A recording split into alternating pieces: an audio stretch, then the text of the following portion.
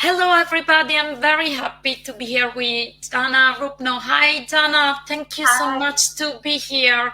I'm really happy that you accepted. You are the author of this beautiful book, Tree Makes Baby. And Thank first of you all, for having me. yeah. First of all, I would like to say that I decided for me is vital this interview with you, and thank you so much for having accepted, because here in Italy, the IVF with donation is new. So I think that we need to learn from other countries like your country.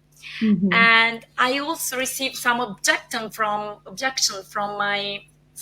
of my colleagues, because they say that maybe US is a country so different from Italy. But I would say that is not so true, because in the United States there are states that are more conservative than Italy. Oh, So you can have the same experience, and also the fear about IVF with the nation can be the same in every country. yes, yes, that's true. And I thank you for having me on today. I'm happy to share my experiences and what I've learned as a professional and Yeah, personally as yeah, well. So it is, and I don't know about the differences. I certainly respect that there are differences around the world. I yeah, do think you're right that as a whole, we are, as a world, we're becoming more alike yeah, as time goes on with technology changes, advances in technology and science. That everyone has, more people have access to that, and that does change things universally. yeah, yeah. Mhm. And I think it's very important for us to learn from other countries where the IVF with donation is, normal from many years in comparison to Italy, because here is legal from 2014, so it's yesterday, and we would like to avoid some mistakes. And I think it's important to see how was in other countries where is more, is legal from more time. Yes. And Jana, I will start with some question.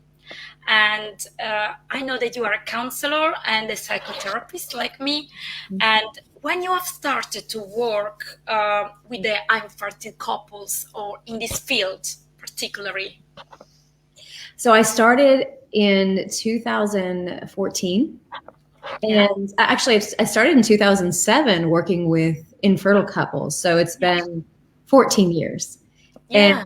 I started working with adoption related couples that were choosing adoption, but quickly moved into, started seeing couples that were also choosing donor conception. Yeah. My husband and I, we adopted our daughter in Hmm. 2015, 2005. And then that's when I began working with them. But I also have, I was adopted as a baby. Yeah. And so because my mom and dad experienced infertility, so I have two generations of infertility. And so Yeah. I've decades of experience with the topic. Well, it's I experienced also the experience of infertility, and this is also the reason because I'm so concentrated also to learn more and more, because of my personal experience, but also because before knowing that I was an infertile person, I had the attraction to this kind of field. And then I discovered that I was infertile. But I think it's vital to exchange our experience, to open our mind, and to improve also the way in which we treat our patients. Absolutely. I And agree. yeah, so you wrote this beautiful book that I want to show, Tree Makes Baby. Could you let us know why you decided to write this book, and also the reason of the title? Uh, Okay. Absolutely. I was seeing, like I said, donor people that were using a donor, and they were coming to me and asking questions. And even though I know they're are differences between adoption and donor conception, there are also some similarities. Yeah. And so what I saw is couples and individuals coming to me with the same questions and concerns over and over and over. And, I only got to see them one time for an hour. But that's not enough time to talk about this. There's so much more information I can share and help families for their future. And also what I found is some couples and individuals, they weren't ready to talk about it yet because they didn't know if it was going to work, if they were going to be pregnant. They had experienced so much loss that it was hard to go so much in the future and think about a child that may never happen. So what I realized is that I needed to write a book that they could read on their own time after our session, and they could review the topics that we talked about. And I also wanted people to have access to this information that didn't get a chance to talk to a professional. Yeah. Because many people don't talk to anyone about this at all. And so information is so key. So I wrote the book, and the title, 3 Makes Baby, is helping people understand that there is another person, another component that's involved, and to not sort of to be more accepting of a different way of having a baby, and to normalize that, because that genetic, that donor at some point might become interesting to your child, or they may need more information about their genetics. So that is why it is 3 Makes Baby. Plus, it's also, here in the United States, we have a song that was popularized, I think, in the 40s. And it's called Baby Makes 3. So, mom and dad meet, and then baby makes 3. So it's a kind of a play on words. It's a play on those words too. What I found that was very interesting in your book was that it's so pragmatic. It's very easy to read and give you also some exercise, and give you the chance to go ahead by step. Mm-hmm. And this was very useful, and I really hope that in the future could be translated into Italian. Yes. Because sometimes I think that here in Italy we are not so used to be so pragmatic like in US. Okay. I usually work with people from other countries because I worked previously in a company and as assessor and with formation and as a psychologist too. Mm-hmm. And working with other countries, I've discovered that we are different, but we can learn from each other a lot. And what is different, like in a choice like this, is a value, can be a value. It is not to normalize. When the title made me feel very interested, because it's true, we cannot deny the presence of a donor. Mm-hmm. And sometimes people are not ready to face with this other person, with a donor, which will be always a donor, but we need to accept it before deciding to go ahead with this treatment. Yes, I think that acceptance is healing. It makes us feel that we don't have to hide. We don't have to keep secrets. Secrets imply shame, that something's wrong, that something's not good. And that doesn't have to be true. That if we don't have to live that way, to believe that it's not good or that there's shame. A lot of times the children really feel that sense of shame too. As adults, if we have sadness over our infertility or that we couldn't have a genetic child, it comes out, and the children, they feel that, and they feel less than. They feel like maybe they don't fit in. So, by the way, did I tell you that my great grandmother was born in Italy? No, you didn't. Yes, my great grandmother is from Italy. Yeah, so I have Italian roots. Yeah, good.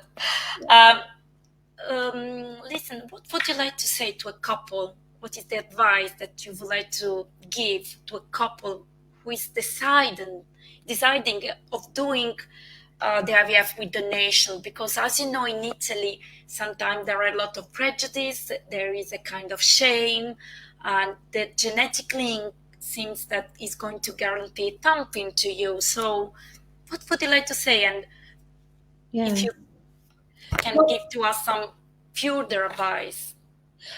Infertility is a medical diagnosis. We know that, but we have a long history of fertility being such a mystery that people found other reasons that maybe you weren't getting pregnant. Sometimes religious, sometimes superstition, lots of reasons, because we didn't know, we didn't understand. So I think it's important to see it as a medical diagnosis. And when we look at it that way, we can take the shame out of it and we can begin to accept what has happened to us. It's not who you are, it's what happened to you. And I think that's very important for people to lift the shame, the secrecy, and begin accepting their story so they can heal and have a happy, beautiful family just the way they are, with no secrets and no hiding. Yeah, I totally agree. Mm-hmm. What are the common fears that couple that have to make this choice? Because, for instance, they are afraid that maybe they cannot feel the same love with a baby which is not connected genetically to us. You know, there are a lot of fears and also prejudice that they could receive from the society. Yes. So it is the same in US or? Yes, some areas, yes, absolutely. That there are some people that feel very strongly that they're worried about judgment. They're worried, what will people think or say? Will family accept our child as a family member if they know that we used a donor? Lots of fears. Will we feel different from other families? Or what if our child gets people say things to our child about it and makes our child feel bad? And how will our child feel? Will they be upset? Will it hurt them to know that they aren't genetically connected to both parents? And these are very common questions and fears, and these are the fears and questions I address in the book. But also, some of them are very similar to how people feel when they are adopting. So there are some of the similarities there too, and there are differences, like I mentioned, with adoption. But those are some of the similar feelings. So I had a lot of experience in not only living in a family that my whole life that was not biologically related, and knowing how that can work, and understanding how a beautiful, loving family can be a result of this, even if we're not genetically related. And then I went on to be an adult and then adopt again. So my whole life has been family that I'm not 100% genetically related to. So I live it every day. Yeah. Mm-hmm. And do you think that there is kind of additional problem with children that are not genetically related? I mean, have you seen any kind of problem or when you don't feel so comfortable, or in the couple there is something that is harder to face in comparison to couple that don't have this experience, or to couple that have child genetically connected? I think the most common feeling we know from research is that women and men feel inadequate when they cannot have a genetic child. And because of that, if they feel less than or inadequate, they feel like they should hide it and not talk about it. And again, it goes back to, it's a medical diagnosis, and we shouldn't let others impose shame onto us. Yeah. That we are so much more than one thing that happened to us. We're so much more than that. So we don't want to let our story own us. I always say, don't let our story own us. We want to own our story. So by being able to accept this, we can own it and take control over the narrative, rather than having it be a secret that your child finds out later in adulthood. And that can be very, very hard to find out that type of information late in life. Yeah. And this is connected with the next question, because you know that the European Society for Human Reproduction gives some guideline. They say that it's very important to inform the child when you know it's a child and in her life. But in US, for instance, do you invite couples to tell to their child that they are donor conceived, or you leave the couple to decide about that by themselves?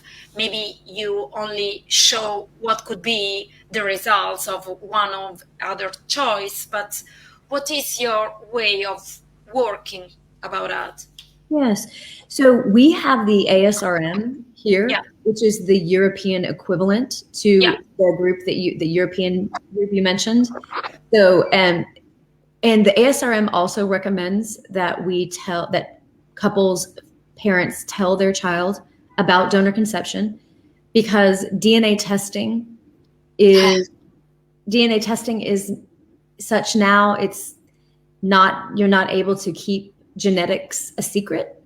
We have many adults here that are taking a DNA test and finding out that they were donor conceived.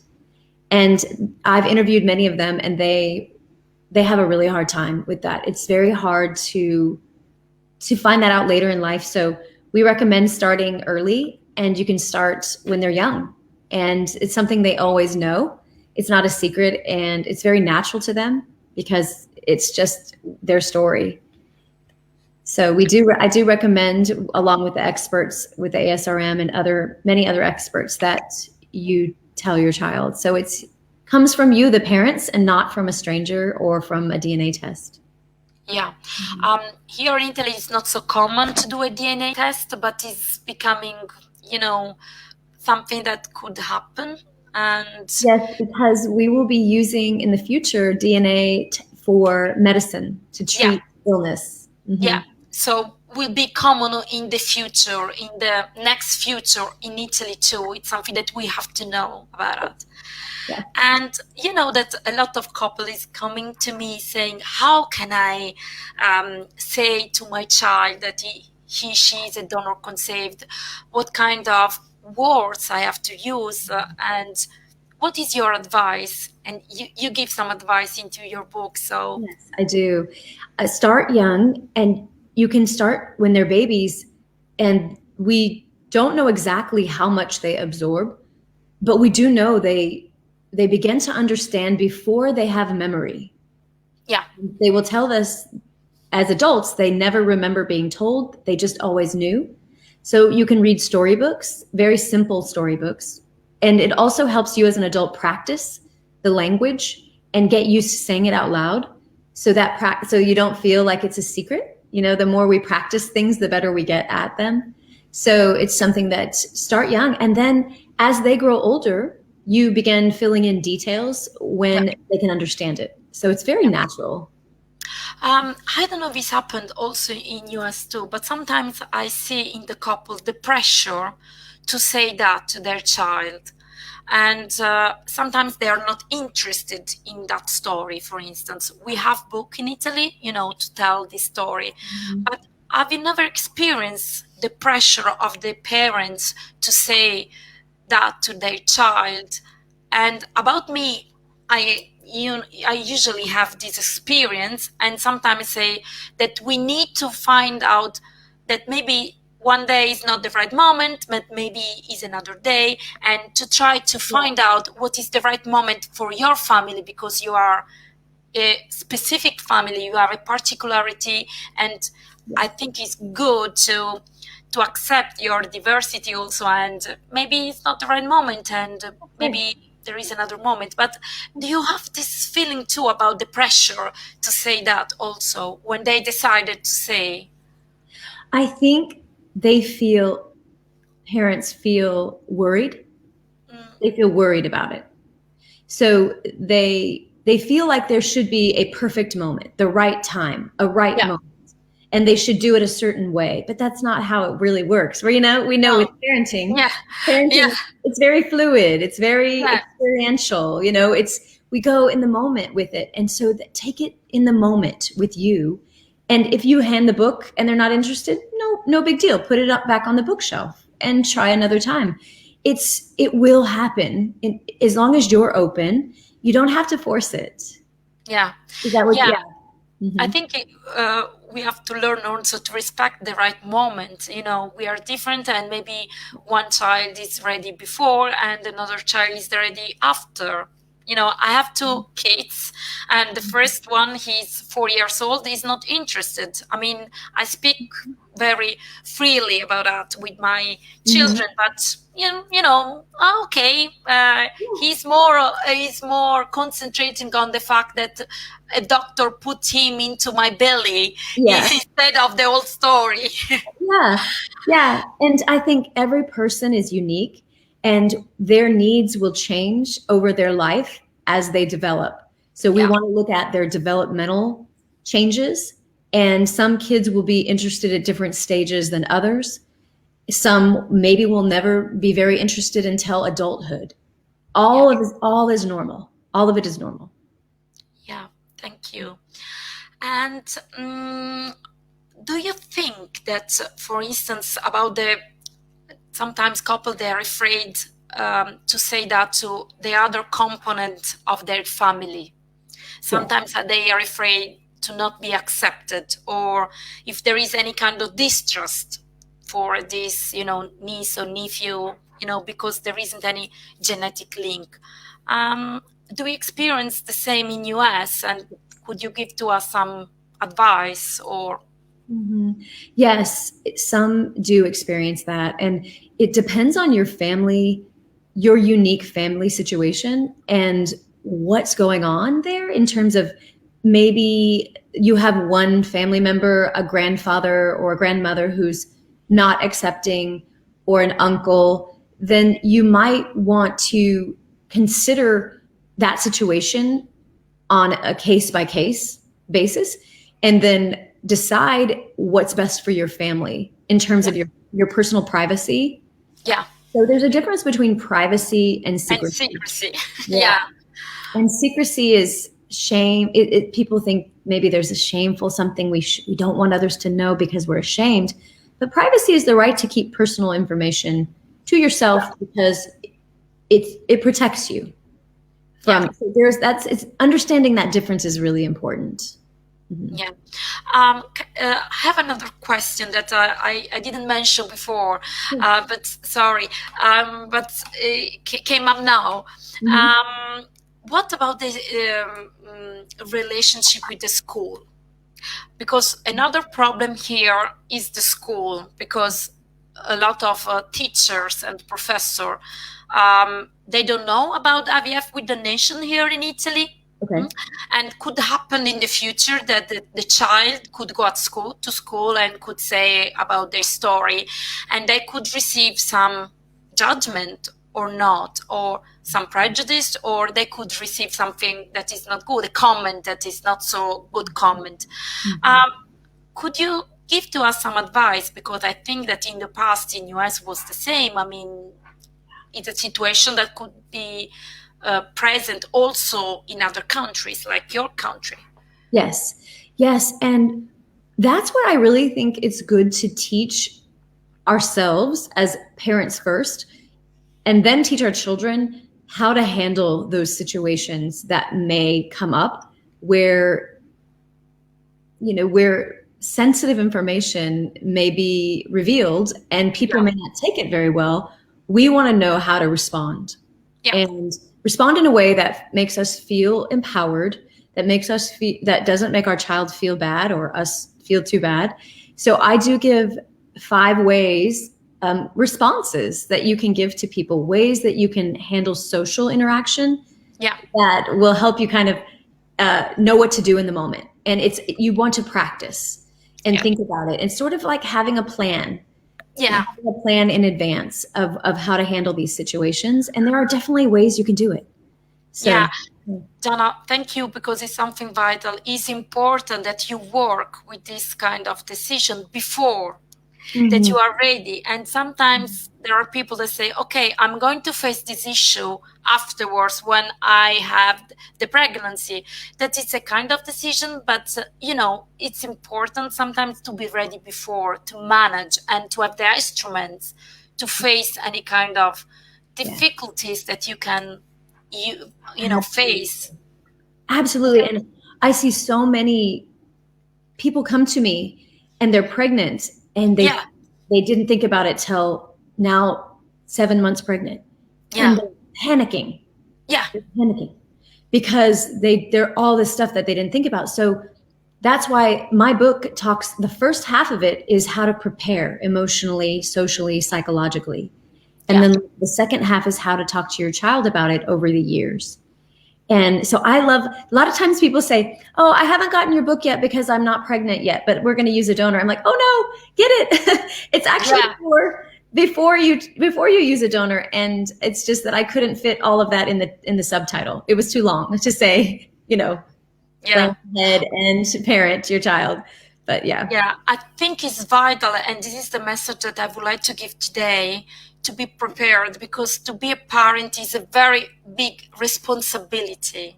There is another person in the future that could, make question, could be also angry for our decision, not only the decision of the IVF with donation.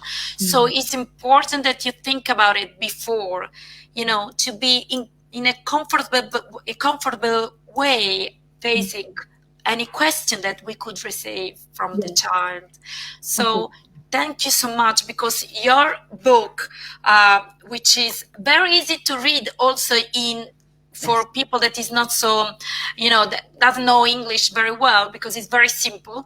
But that's what I wanted it to be. I wanted it to be easy to read. I didn't want it to be academic.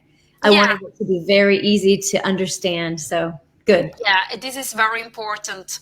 And could we expect for the future to have the book translated into Italian, maybe, or not?